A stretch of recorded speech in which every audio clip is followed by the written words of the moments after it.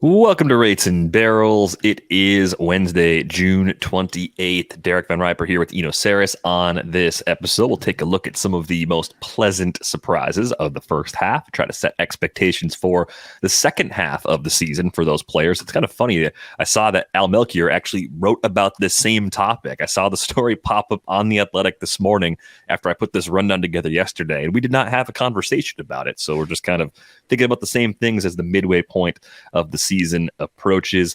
I've got a new metric that I saw in a Jay Jaffe column today over at Fangraphs. We'll talk about that. It's called Best Speed. Might find some hidden value using that as well. But we begin today with one news item. Alek Manoah had a very rough day in the Florida Complex League, and the Blue Jays' reactions to it are kind of what you'd expect. I mean, John Schneider, I guess, was asked about it and said, I obviously saw the line score and all that stuff, but I heard that things that we're talking about in terms of strike throwing, delivery, tempo, velo were all positive. This was from a story in the Toronto Star by Gregor Chisholm. So the problem was against teenagers. Alek Manoah went 2 2/3 and gave up 11 runs. He got hammered in a situation where he should have just been able to come in and cruise through and get his work in. So if anything, it just gives us an idea that the timetable for his return is probably going to be at the longer end of any ranges that we previously forecasted. Yeah, 100%.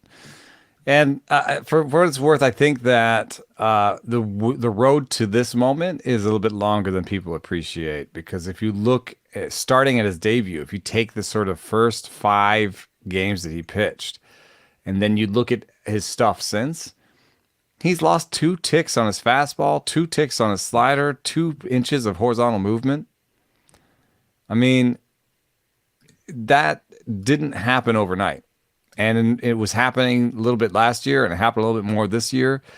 And so he's got to erase like a year and a half of, I don't know, bad habits, bad conditioning, bad mechanics, something.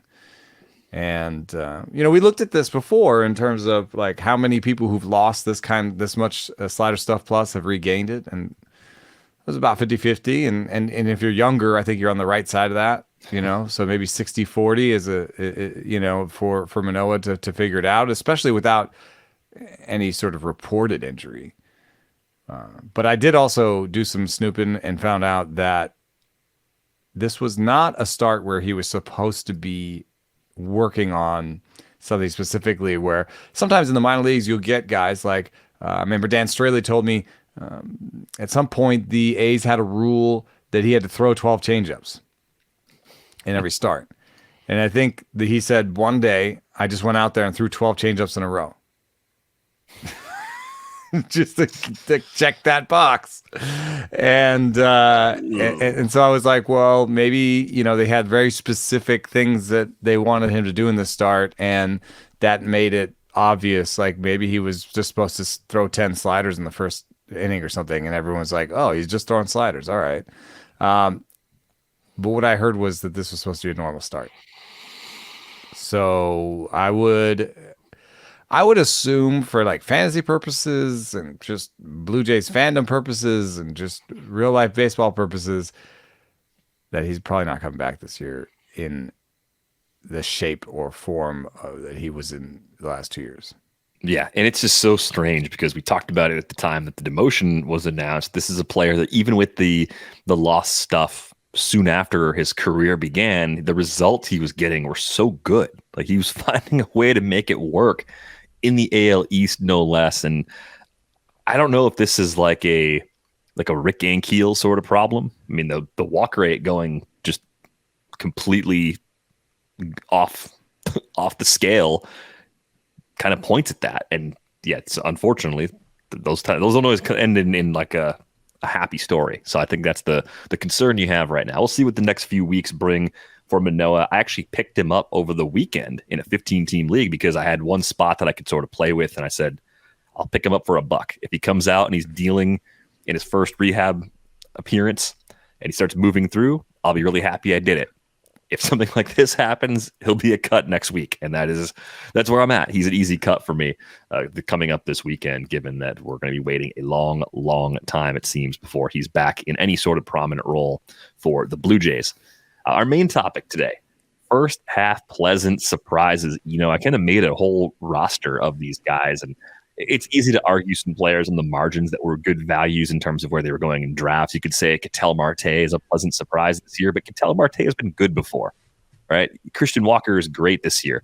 He's been very good before, so that's not as much of a surprise. We're looking more for the guys that are mostly $20+ players that we really didn't see reaching that level, even over a half season. So we'll kind of go through this roster and talk about expectations for these players going forward. I put 2 catchers in the group.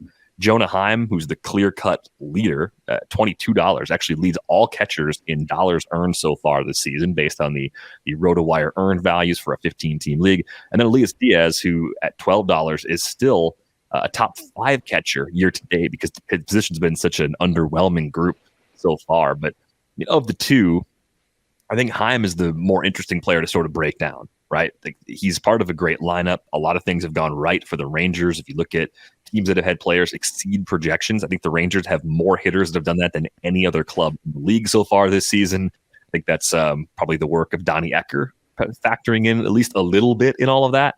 But for Heim specifically, where do we go from here? It's nice to bank an amazing first half. Obviously, he's going to stay on rosters the rest of the way. He became single catcher league viable.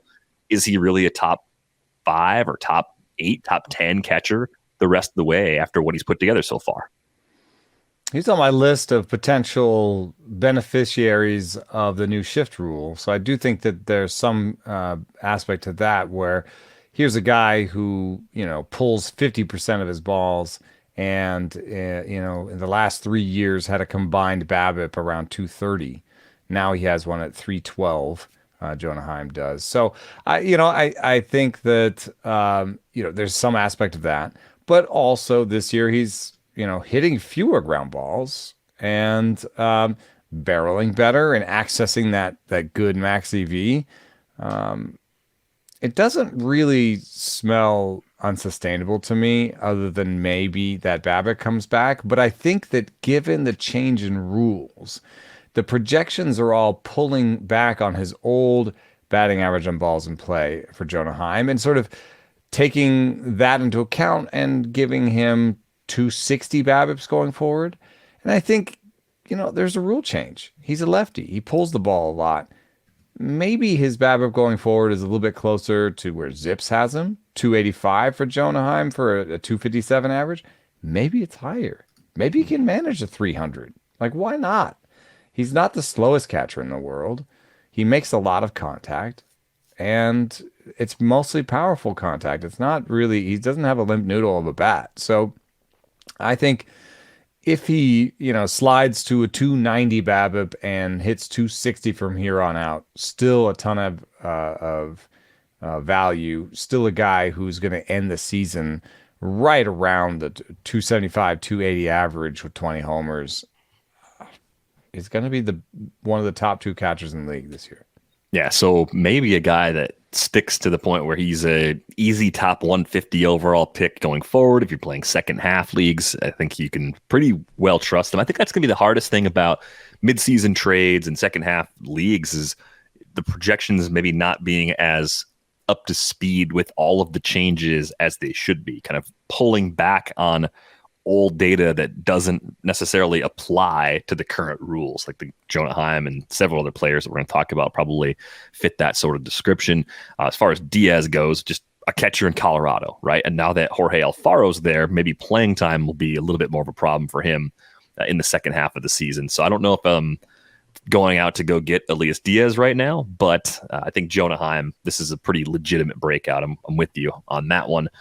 Josh Naylor, a longtime favorite on this pod, up to $22. I slotted him in as the first baseman on this team because you got a corner spot, you got third, we got UT. Naylor is one of the few things going right in Cleveland right now from a hitting perspective, and I just wonder, like, are we going to see some of the players that stepped up in a big way last year find their way back around him, because the limiting factor on Josh Naylor right now is a poor supporting cast. I'm not expecting a lot in terms of counting stats, even though he's been very good so far. 57 RBIs in 70 games in that lineup is good fortune. I'm very concerned he's not going to repeat that over what's left of the season.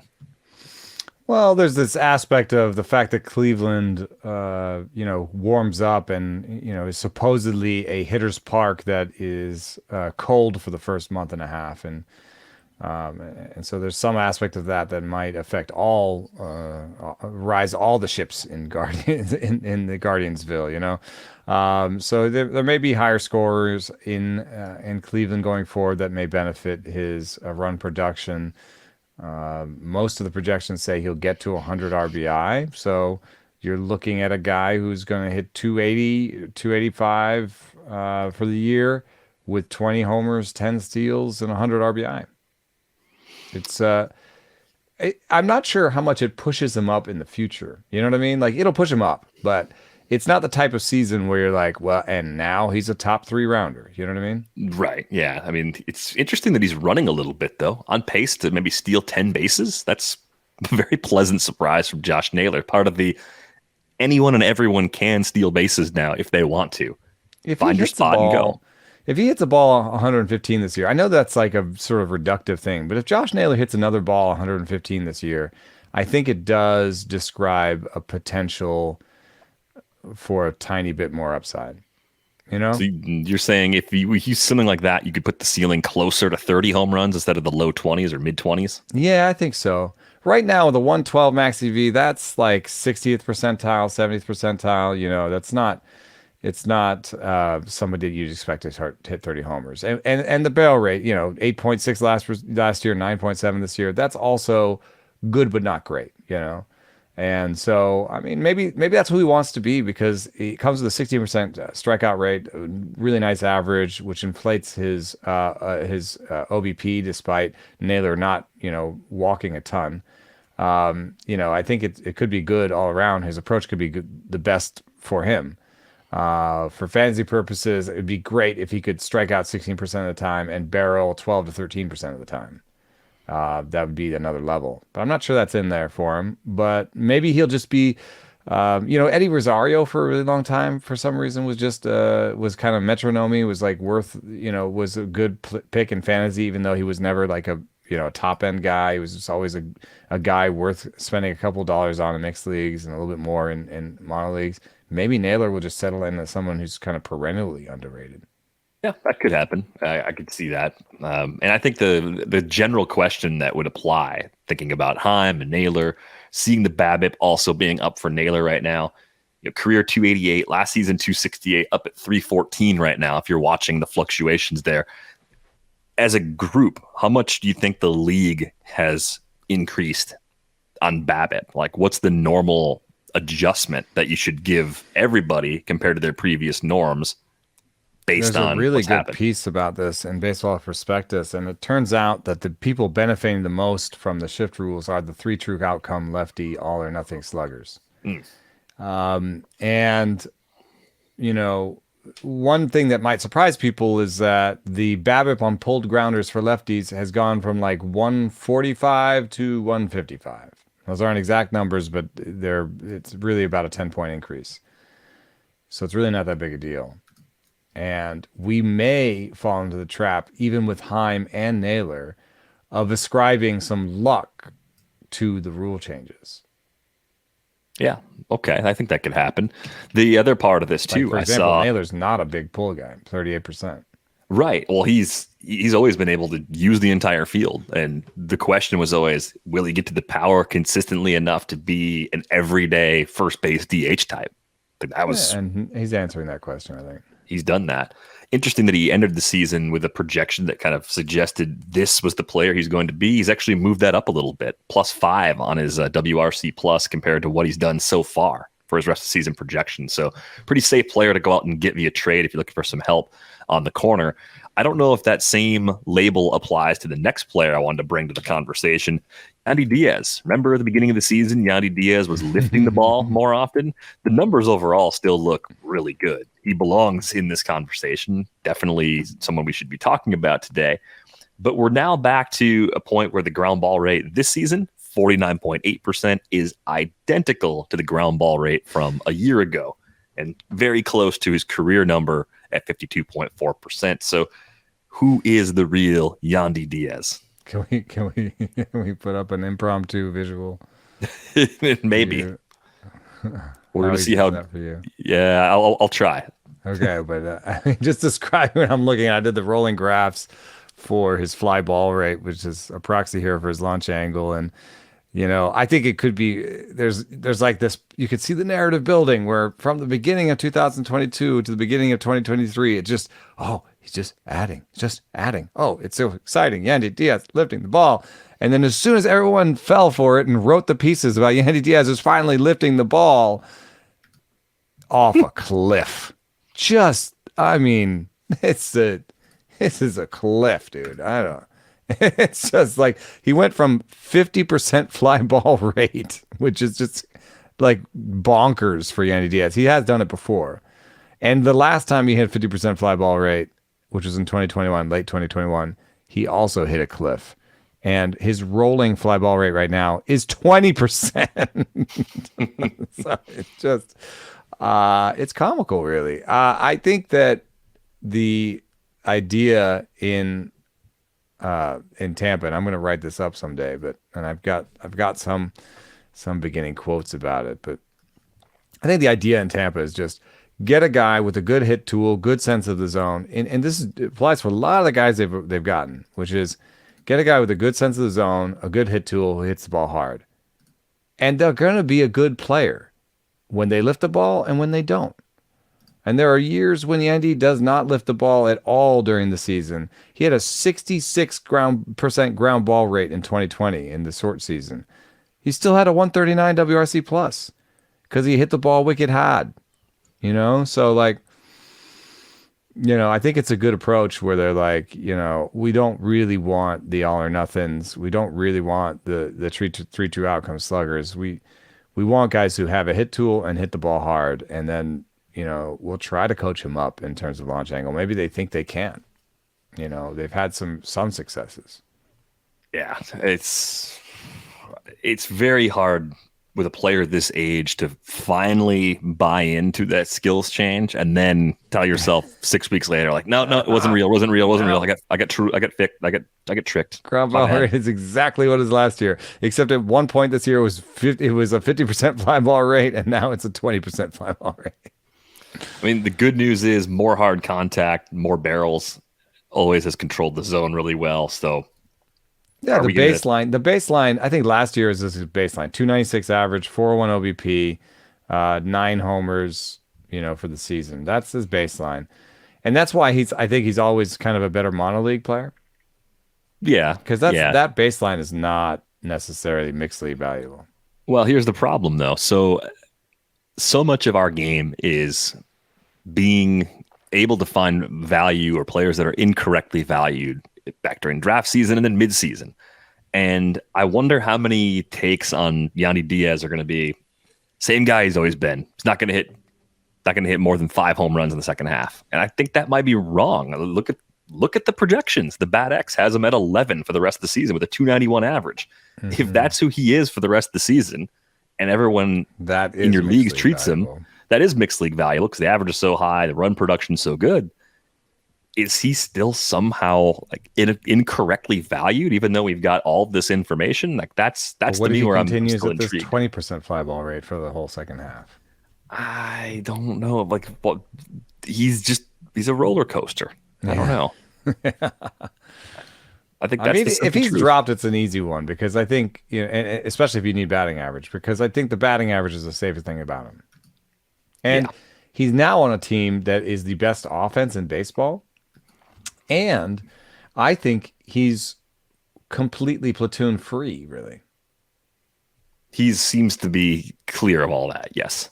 So I think, when you look at, we're on day 81, right? For a lot of places. So you can just double things. We're looking at 102 runs and 76 RBI.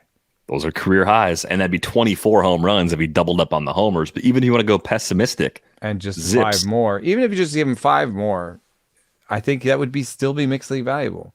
Five homers, 50 runs, 40 RBI, and a 300 average. I mean, it will hurt you a little bit in home run power, but then there's like this. But what if? What if he has another sort of fly ball spike and he actually hits 10 or 15? Then you're like, then you did the right thing.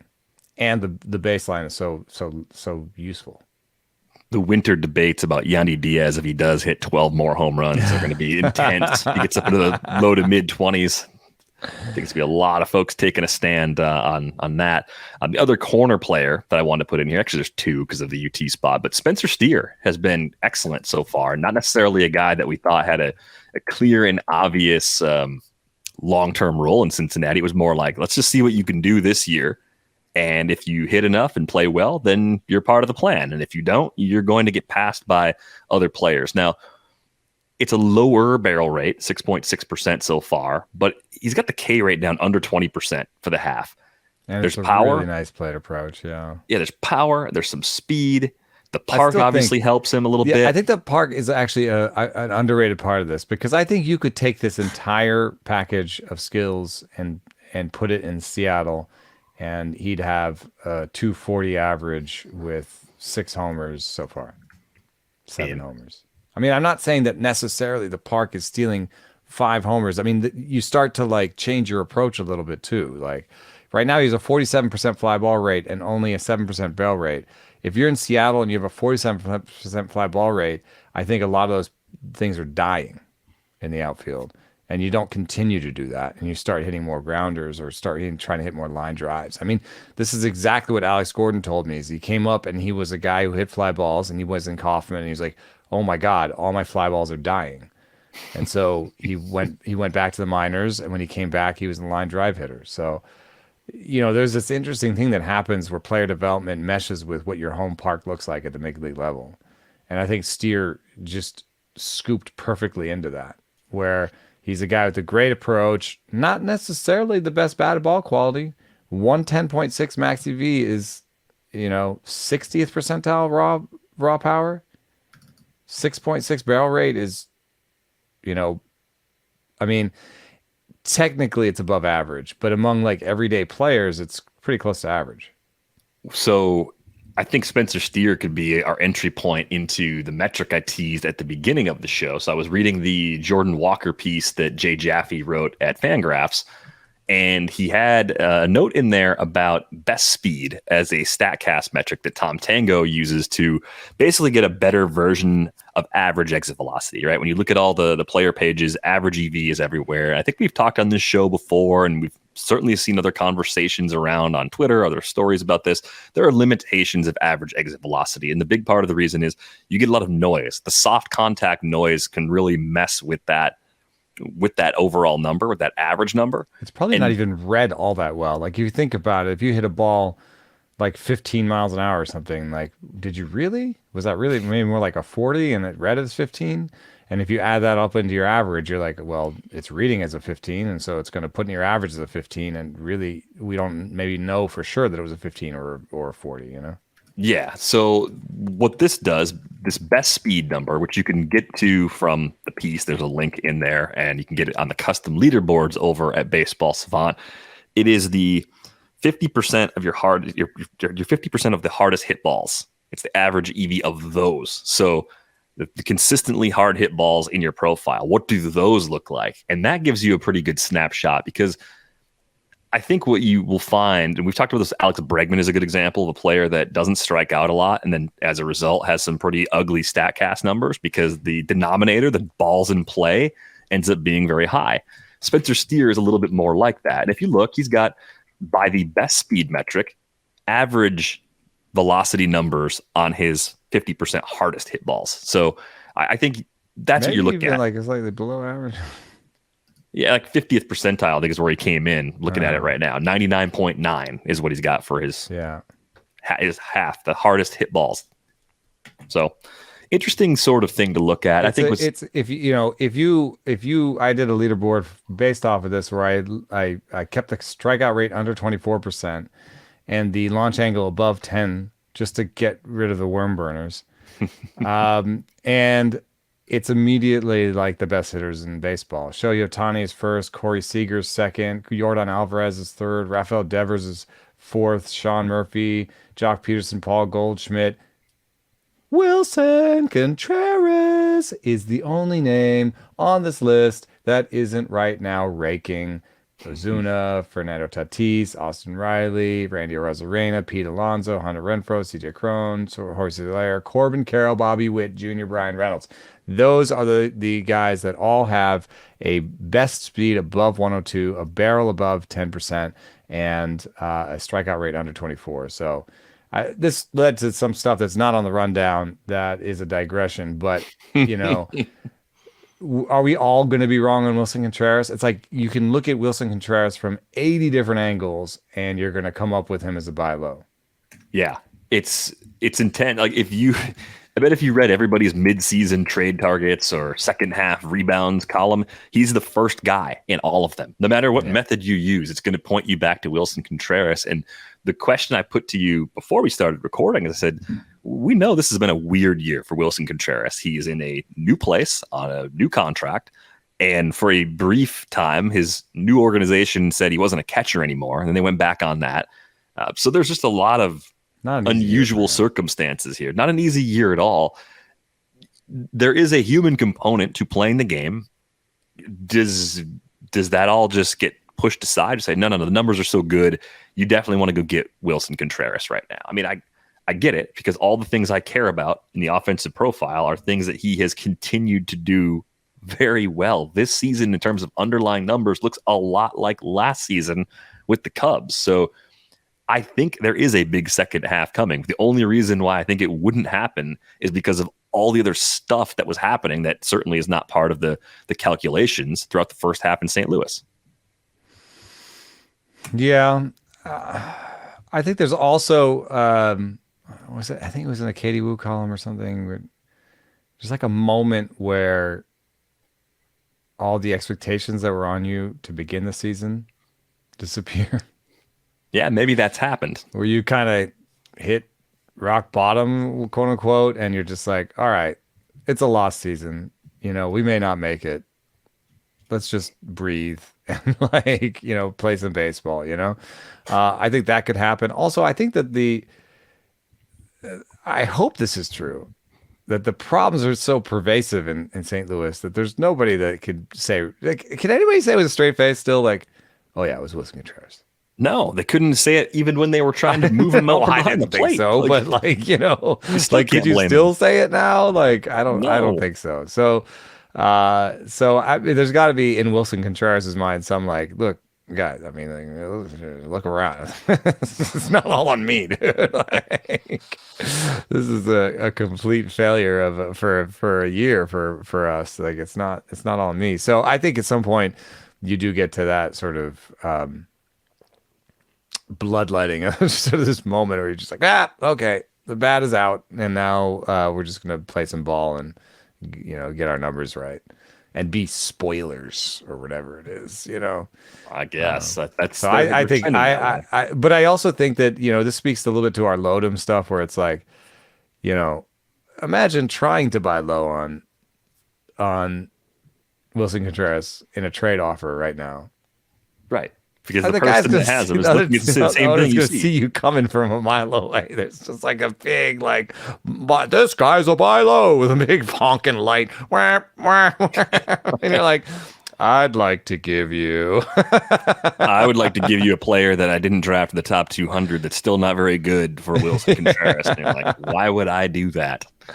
Yeah, no, I think the types of players you're trading, if you're going after a player who's underperformed his projection as much as Wilson Contreras has, the obvious buy lows, we'll call them. If you're going after those players, you're probably moving someone like the players we're talking about on this episode. You're probably taking someone who has exceeded expectations in a way and done it long enough where now people are willing to buy in because there's a lot more evidence that the skills are real, that the situation is stable from a playing time perspective. So that's what it becomes, more of a challenge trade of this has been happening this year for the first half and it looks legit.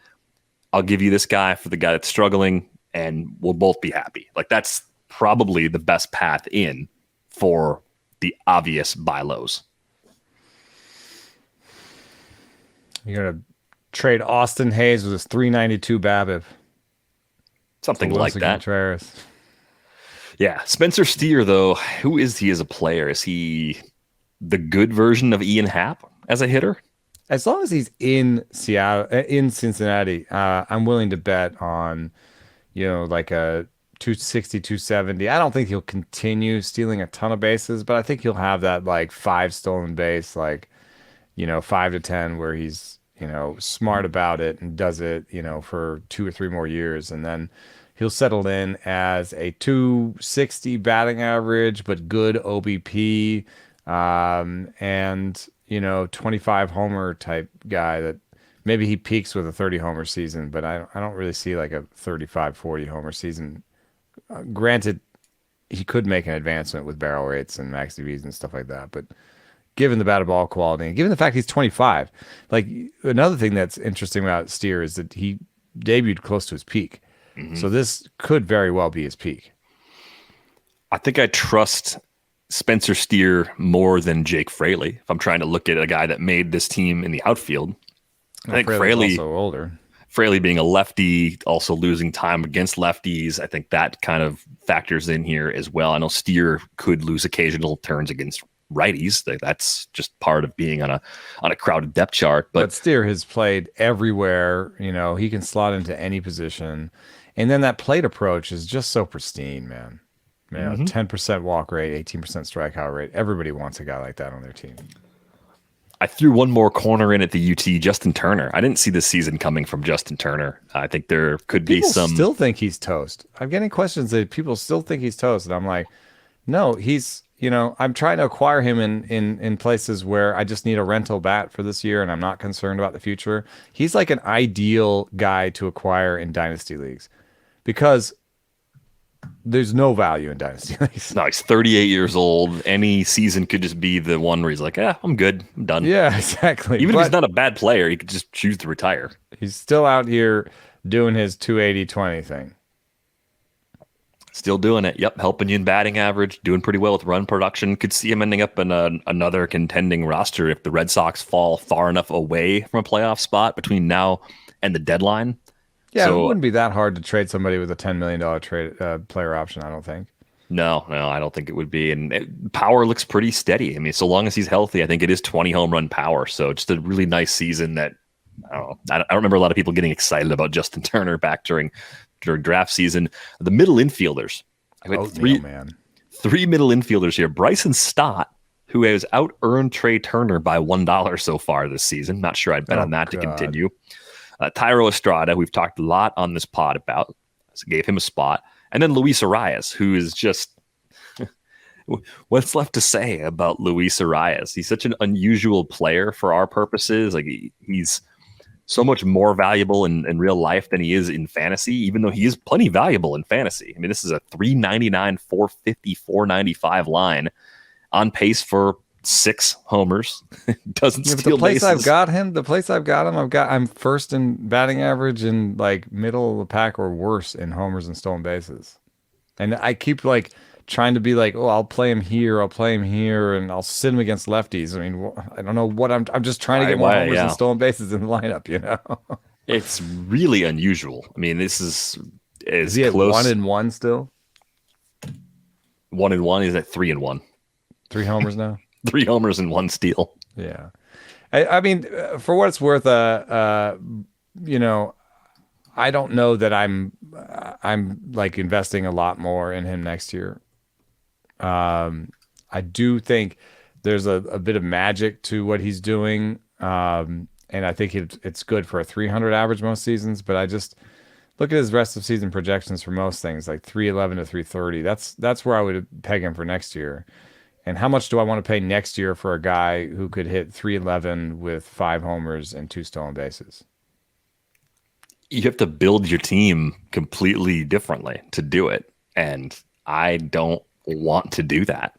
It's just not it's not how I like to play. It's exciting to watch. It's hey, I'm rooting for him. If we could see a guy hit 400 again, that'd be great. I was on a radio show where they wanted me to sort of wax poetic about Arise, and I'm like, yeah, he's a pretty good player. He's not probably going to hit 400, and it's a lot of it's just singles. A lot of singles. The more interesting player to talk about here, though, is Bryson Stott. Yes, I was hoping you were going to go there because I vacillate. Is he a Lotem guy, or is he a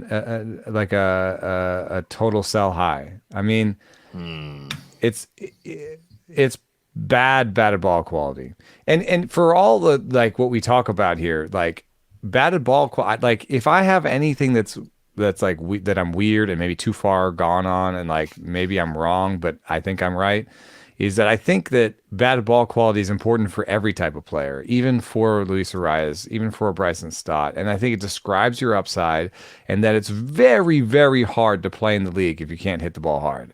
And I have evidence for this. Slugging percentage is more tied to team win percentage than OBP. Barrel percentage better predicts a player's like WRC plus than strikeout rate. Like these are little facts, but they lead to my conclusion that like I want you to hit the ball hard. If you want to be in the big leagues, I think you got to hit the ball hard. And Bryson Stott does not hit the ball hard. Do we have him on our best speed? Yes. Do you want to know where he is in terms of his percentile?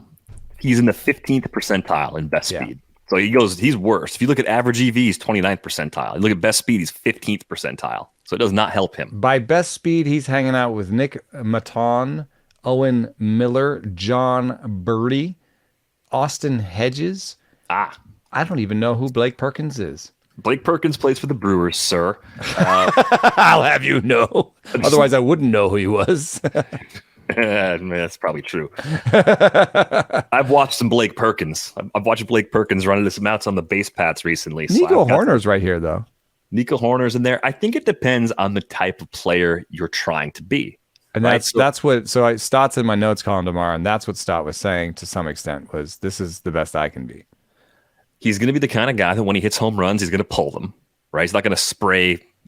He calls them field homers very often. Yeah, he's going to turn on something and pull it. That's what's going to happen when he hits too early on something, but just not too early enough. Like just barely too early. So then the question is, if he's a lower quality of contact player, like what is the ceiling? It's low, but it doesn't mean he has no useful floor. If he's a good defender up the middle, if he can steal bases for us, and he's not a liability in batting average, then he becomes dependent upon just staying in the lineup every day and making sure that he's good in the counting stats. If he's good in runs and RBIs and he pops 10, 12 homers in a typical year, Park might help him a little bit, but he can steal 25 or 30 bases.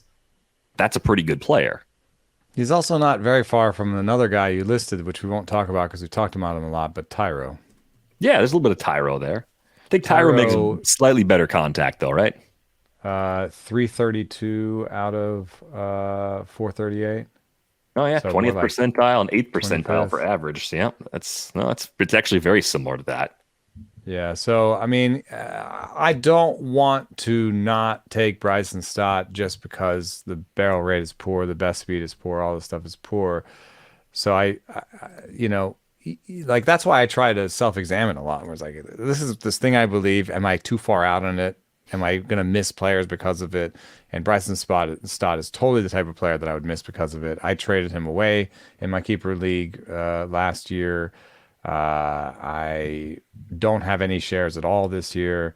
And I think next year I probably won't buy him a lot. But he might just do another Thairo Estrada next season. I mean, the projections are for a guy that in a full season would do 260, 12, 14. Are stolen base projections kind of wonky off, though, maybe. Too? Yeah, maybe. I mean, for his career, he's 25 for 30 in 201 games. And if he does 260, 12, 25 next year, he's Thairo Estrada almost. You know what the other tug of war is going to be? Thinking about controlling the running game is that teams are going to try and counteract this over the course of the offseason. They're going to have a whole season of seeing, here are the guys we had, here's what worked, here's what didn't, here's what worked for teams that had other players. How can we find ways to reduce the number of stolen bases that we allow? I think that's going to be a thing that teams think a lot about. They're thinking about it now, but I think you'll see bigger shifts in action. You may see it be a bigger part of the pitchers you sign. Could be. Like, we're not going to assign Noah Syndergaard because he's just going to allow everyone to run. That worked okay when he didn't. When it was harder to get on base against Noah Syndergaard, right. That was okay. When he was Thor. When he was Thor, he's just Noah Syndergaard now. Yeah, right. Name's kind of a pain to spell. Jeez. Yeah. I mean, this is totally the type of player I miss on. Are there other prospects where I'm gonna do the same kind of missing? Like back in this best speed, are there some real? Should I lower the sample size? Who's down here? You know who this Bryson Stott is right now that we talked about on Monday, or I hope is like this player, CJ Abrams. Oh, you bastard! This is a positive outcome that CJ Abrams is capable of. It's funny because Stephen Nesbitt had a bold prediction that Abrams was going to steal like 40 bases. How have you done this? This is the week of you versus me on CJ Abrams. It's hilarious. Oh my God. Don't convince me you're right again. If Bryson Stott can do this and Thairo Estrada can do this, you're telling me CJ Abrams can't? Oh my God, he could, I guess. Again, you don't have to like him. It's actually harder than Stott even. It is better for me if you don't like him and if you present cases to everyone for why they shouldn't like him either. That gives me a path. That's what this is all about. Let's go to the outfield. I don't know if we've talked about Lane Thomas on the pod at all this season, and he's been excellent. He's going to the All-Star game. That is going to happen. Top Lane Thomas 4 is an All-Star. BABIP in the big leagues. Top 5 BABIP in the big leagues. $28 so far by the RotoWire earn values, and looking at my sheet of players who have exceeded their preseason projection the most so far, he's among the leaders in that. Big difference, like well beyond his projection. He's kind of like a league average, slightly below league average projection coming into the year, and he's been like 32% better than league average so far, 31%. And going forward, the Bat X has him right at the league average, simple 100, because a lot on the underlying numbers really hasn't changed. He still strikes out quite a bit. He's not walking as much as he did earlier in his career with the everyday role. The speed is fine. It's kind of like almost league average best speed. I mean, his barrel rate's a little better than last year, but yeah, it's a better barrel rate than Spencer Steer, but it's worse plate skills and a similar power speed combo. And I think this is a really tough player. Than Steer, of course. I mean, he's also 27. Mm-hmm. You know, doesn't have the defensive versatility of Spencer Steer, doesn't have the plate skills. And also, if you think about who's more likely to leave where they are, because, you know, Washington is a nice place to hit. And I think Thomas is one of the, I was looking around because I thought, put Tatis in center for the Padres, go get a corner outfielder. And I was looking around for corner outfielders that are available, and Lane Thomas is maybe the most available, corner outfielder. Is Lane no Thomas reason for Washington to hold on to him. Is Lane Thomas the inverse of Wilson Contreras for all the mid-season trade podcasts and stories? The most obvious. The player you must get away from is Lane Thomas, which means then you have to be someone who wants to trade for Lane Thomas, theoretically. Yeah. I think it'd be a stretch. If any of you listening see Lane Thomas for Wilson Contreras, please tell us. Someone out there is proposing it right now. I would never say that it won't happen because we have so many people in the world and so many people playing fantasy. Like, there's all these ping pong balls bouncing around that in one league, probably somewhere, it's going to happen. But it's so obvious that I would really almost bet against it ever happening, actually. Is it fair value? If you had Wilson Contreras, you wouldn't do it? Wilson Contreras 99 times out of 100. I mean, I do too. What are the numbers? Numbers say Lane Thomas is about a $5 player the rest of the way. The only thing that I would say about Lane Thomas is that he's a sneaky, interesting acquisition on a sort of buy high where you're like, no, I don't expect him to hit another 14 homers or hit 299 or steal another 7 bases. But if he hits 250 and hits 10 homers and steals 5 bases, that's actually still super valuable for my team. Yeah, and I think you'll have a willing trade partner in most cases because he's not a prospect. He's already 27. 7 outfielders, and you have 4, and you just need to get that last guy. Another former Cardinals outfielder getting it done somewhere else. Oh God. Another one. Josh Lowe, we've talked a lot about him so far this season. We don't have to rehash anything there. I think he's been discussed enough. Esteury Ruiz still popping, much to our chagrin. I mean, good for him. It's another profile that instead of being an extreme average player like Luis Arias, it's an extreme steals player. And I have, in the last few years, really tried to avoid building around players like this. It is absolutely fine to do it where Ruiz ended up going in drafts this year. This is a hit. This is a win. But I wonder if you drafted him, you're right. I wonder about the future, Well, right. When the price ticks up, like what do you think Esteury Ruiz's ADP is going to be in the second half drafts? How early do you think teams are going to be willing to draft him? 3rd, 4th round? That early? I mean I'm nowhere close at round 3. I guess there's 4. so many more. There are way more steals in the game. Yeah, you don't have to get them all from one player. He's on pace for 80. But how? Like, is it impossible for him to do what he did before? Like, you could still look at the valuations for the first half and be like, oh, like what does $27 put him at for the first half? Top 30. Yeah, probably top 30. Top 20, top 25. What's going to keep him from stealing 40 more bases this season? Nothing. Except for maybe getting on base less than he has so far. But even still, if he gets on base at a 270 clip the rest of the way, he'll steal 30 instead of 40. I mean, that's what I'm saying. I'm saying the projections are wrong on his stolen base rest of season, I think. They're low. I watch him a lot. Every time he gets on base, he's trying to steal. So you think he just got caught? Did he get caught? He's got caught 8 times. So he gets caught sometimes. But they don't care. Everybody in Oakland knows this is the only player that moves the needle nationally. This is the only player on the team that anybody cares about in the national media.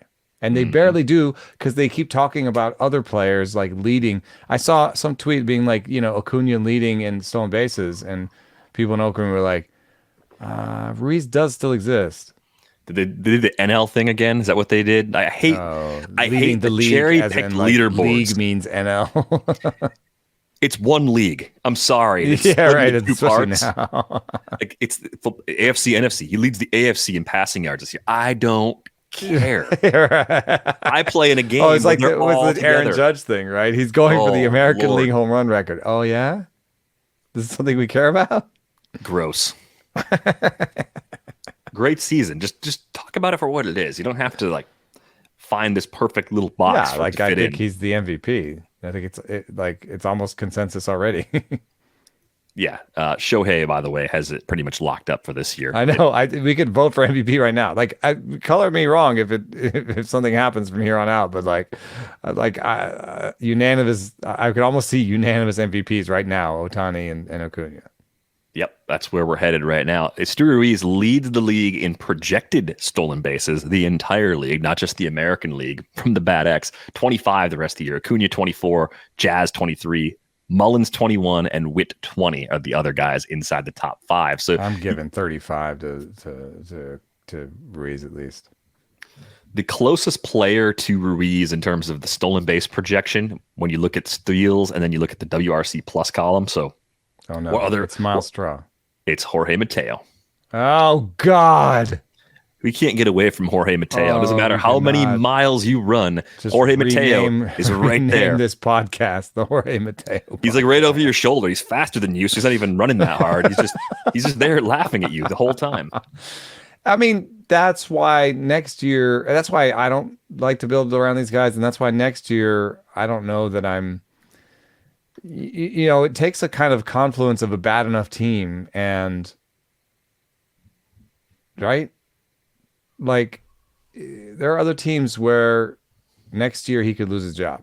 I don't know if necessarily on Oakland's team he loses the job next year. Nope, he won't. He shouldn't. But he could also hit like 220 next year.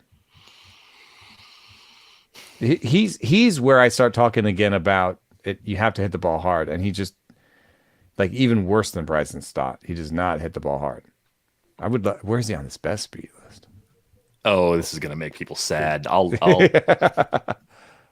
oh my god! Oh my god! Oh my god! The bottom. I have 50 plate appearances. Mm-hmm. If I took that off, he'd be bottom because it's Esteury Ruiz, Henry Ramos, Mike Brousseau, and that's it. Yeah, okay. I used 100 for the cutoff, so he's last. Yeah, okay. I mean, I think it matters. I mean, should I'm just going to do this quickly. I have the 51 on Stephen Kwan, but Stephen Kwan, like what I was saying around, the clubhouse and to people that I talked to that have something to do with the A's, like I think Esteury Ruiz needs to be Stephen Kwan. And so the 17% strikeout rate versus 12% doesn't seem like a big difference, but I think it is. It's a lot more ducks on the pond. And for Ruiz, I think, leaning in and doing the Stephen Kwan thing is probably the best way to do things. But the rest of the players around them are not good. Henry Ramos, Mike Brousseau, Geraldo Perdomo. I don't believe in the level of the play that he's got. Nicky Lopez, Alan Trejo, Jonathan Daza, Bubba Thompson. These are all the players that I've slagged over the years. These are the not Enos. I have the spray chart on the screen for Esteury Ruiz. If you're watching on YouTube, if you are not driving a car, feel free to pull it up and view it for yourself. See, if he was Luis Arias and he had a 3% strikeout rate, this spray chart could work. Right, because it just becomes difficult. It would just get crowded around 200, right? And there would be singles. What's going on with that little purple dot out in left center field that's beyond the wall, but only a double? Can we explain that? Yeah, it must have hit the wall first, or this is overlaid. This is overlaid on home. Yeah, that's got to be it. So it was in some other park, probably. Probably in Fenway. It's probably a double off the Monster. Well, that's the wrong side. No, the Monster's on the left. Oh, you're talking about that double. Oh, yeah. We're looking at the 330 down the line. All right, we'll stop talking about dots on the screen. 392. Yeah, that's Boston, I'm sure. Yeah, got to be Boston. Yeah, I mean this kind of works because he hits it all over the place, right? But he just doesn't drive it nearly enough. He's 24. You see him all the time. Can he get stronger? How many success stories do we have of guys that don't hit the ball hard when they enter the league, who at least up that enough to be a little more dangerous? It seems like very few players do it, but it doesn't seem impossible either. That's why I'm saying, like, I think lean the other way. Just go for contact. Yeah. It's just, what are you going to do? I mean, the other way is like weighted balls, like a swing, so you're like, maybe some bat path stuff. And so, then you start getting maybe like a 22% strikeout rate, and you can maybe push your barrel rate up to like 3-4%, like he did, 3.6 last year. Maybe you have a 4% barrel rate, a 110 max EV. That is also not a great player. That's like Bryson Stott with a 23% strikeout rate. Yeah. Which I don't think that's what Bryson Stott should do either. So I would lean the other way and just be like, how can we coach the contact up? And some people believe in that, some people don't. But I think, he only has a 38% pull rate. Like I think, he's letting it travel, and I've seen him go the other way. And you can coach up contact. So I would lean into the contact and be like, let's not worry about the A swing. Let's just keep putting this ball in play. Another Red made this group. Jake Fraley made the cut for me. Going back to last season, he's got basically a full year now in Cincinnati, 129 games played. Because he platoons, it's more like 450, 475 plate appearances, 23 homers, 16 steals, only caught 4 times, average in the low 260s. He's lowered his K rate this year. Barrel rate's up a tick, chasing a little more outside the strike zone. This is pretty good. It just, I don't know if there's another level here. It's And a peak season. He's 28 years old, and this is, he's only once in his career passed 300 plate appearances in a single season. yeah, there are some Twice. injury issues 350, folded make in. it 350s once in his career. Looking at his road splits real quick, 461 slug away, 491 at home this year, 511 at home last year, 430. He's getting the boost. By the way, Spencer Steer has more home runs on the road than at home so far this year. Oh, So well, take that, You're such an idiot. yeah, that's where I was going with that. No, I mean Fraley's perfectly fine acquisition for power speed in the short term. I think I just started an auto a thing for him. I'm hoping to win him for like $1 because I think most people see the 28 part-time player in an outfield where it's going to maybe get crowded soon. Somebody's going to lose a job in the Cincinnati outfield soon. And I'm hoping to squeeze him by for $1 and just use him for 1 year and maybe not even keep him. But I think in terms of really counting on him going forward, I'm not sure I would. One more player to get to before we go. Jorge Soler. I put him on this team because even though we've seen some big time power seasons in the past, we're talking 48 home runs in the year of the Rabbit Ball. He played every single game that year for the Royals. Had 48 homers, 117 RBIs, and 95 runs. Shortened season wasn't nearly as good. 2021 split between two teams. Big time power and run production, but the slash line took a hit. Barrel rate was still good, even though it wasn't as good as it was in that peak season. He's barreling the ball the same way he did back in 2019, and here he is tracking toward another 40 home run season. Is there a lesson to be learned here with Jorge Soler? I don't know. I mean, I think that as a player, he has a good sense of where the zone is, and you can see that by his chase rates, his walk rates, and so on. But he doesn't have a real good sense of what the pitch type is. And so he's been a guy that you can pitch spin inside the zone to for a long time.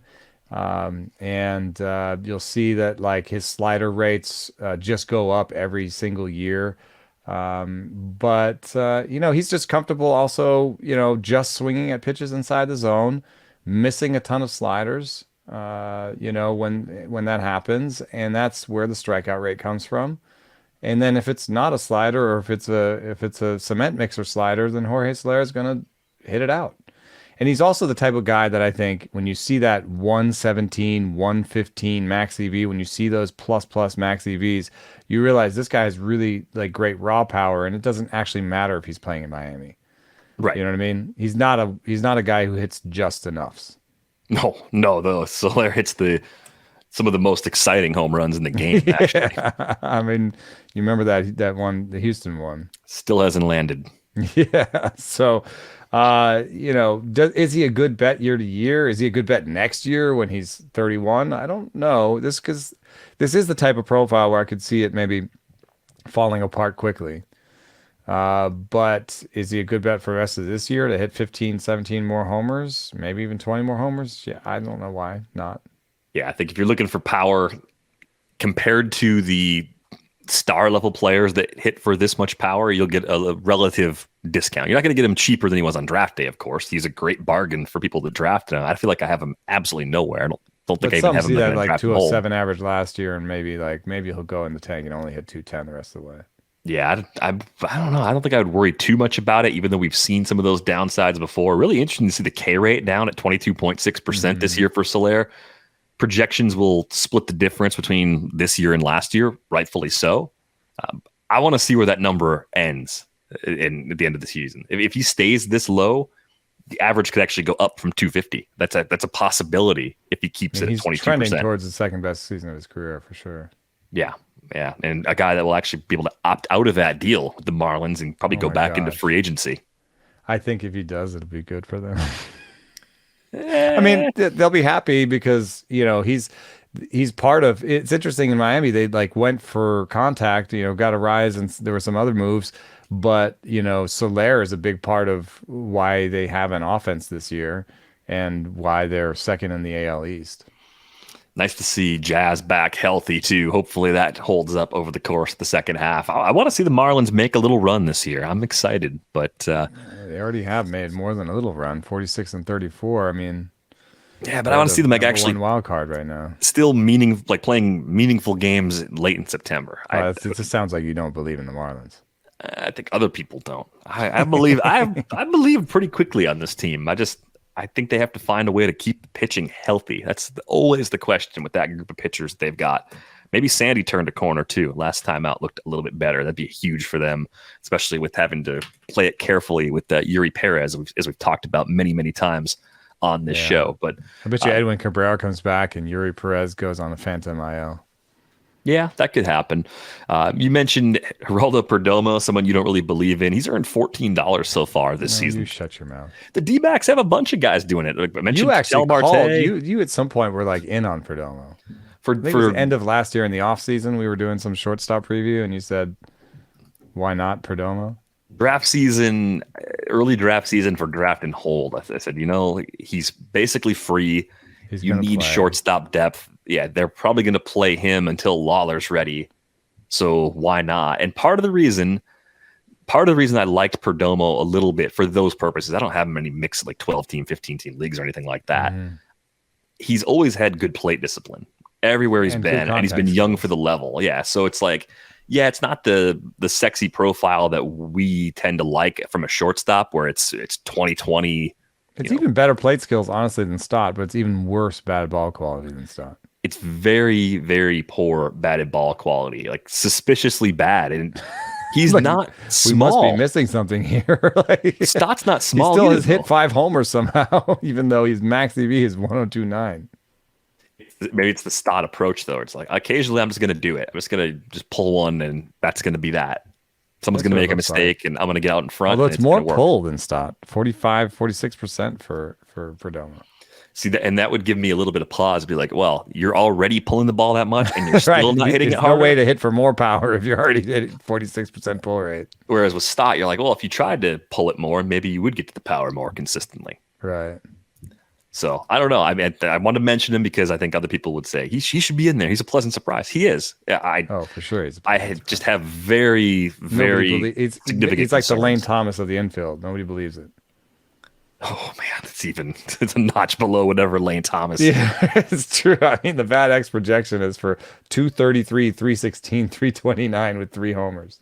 I would love to be wrong, and I think the best facet of his game for fantasy purposes would be taking more green lights because he gets on base enough, he runs well enough. If he wants to be a really efficient base stealer and push 25 or 30 bags in his peak seasons, that would help. But I don't see a lot of evidence for power, even though that slug is up at 452. That's the best slugging percentage Perdomo has had at any stop since, I think, short season ball back in 2018. Wow. Jordan Lawlar update. He's up to a 109 WRC plus, which is, I think, the best number I've seen this year. Yeah, he started kind of in the hole, right? So he's been clawing 10 his way homers, back. 20 stolen bases, 245, 340, 459 for Lawlar. And it's repeating Double-A. I mean, he's so young at 20 that like if he gets that number to like 120 WRC plus, I think he could see the big leagues. I mean, Perdomo could be an extra piece for them, Yeah, it could be kind of like the Gunner promotion last year in Baltimore. You just bring up Lawlar. Like, hey, we're better than people thought, and we got to hold off the Dodgers somehow. And what's the best way for us to maybe inject this team with a little more offense? Is let's put Lawlar at short and Perdomo, and Longoria and Rivera and Lawlar, all share the left side. Yep. I think that's definitely a possibility. I love it. I love how that bold prediction starting to come together for me. Still a long way to go. Time was on my side before. Now it's working against me a little bit that things are falling into place. Dodgers are in third, and the Giants have got the mojo. It's not the even year mojo, but it's the mojo. I feel really strange that I have to root for a Giants team that confuses me all the time and I still don't believe in. Still doesn't look good. Every time you look at the Giants on paper, you're like, this team is above 500. You're right. It's like, I believe in your processes, but I don't think you've built enough here for those processes to work. And yet they're working. So here I am, egg on my face once again. I would take it to the value of coaching. I think it's really good coaching. It's great. I mean, I love to see it. I hope more organizations. Yeah, but where invest was that in coaching area. last year when they stunk? Huh? Yeah, I know, why was I wrong last year when I believed in them? Right. It's just kind of like I'm not going to talk about the Giants anymore. I'll read the news about the Giants. I'm not going to analyze them Taking anymore. a pause on that. I just don't know. My shrug emoji is up. If you got questions for a future episode, send those our way, ratesandbarrels@gmail.com. You can also leave them under this video on YouTube. Hit the like button on this video if you're watching us there. Be sure to subscribe to the YouTube channel if you haven't done so already. On Twitter, Eno is at EnoSaris. I'm at Derek Van Riper. If you'd like to check out all the written work at The Athletic, we have a summer special going on right now, theathletic.com/ratesandbarrels. We'll get you a subscription for $1 a month if you are a new subscriber. That runs for the first year. So get that while you can, because that offer will not be up forever. That's going to do it for this episode of Rates and Barrels. We're back with you on Friday. Thanks for listening.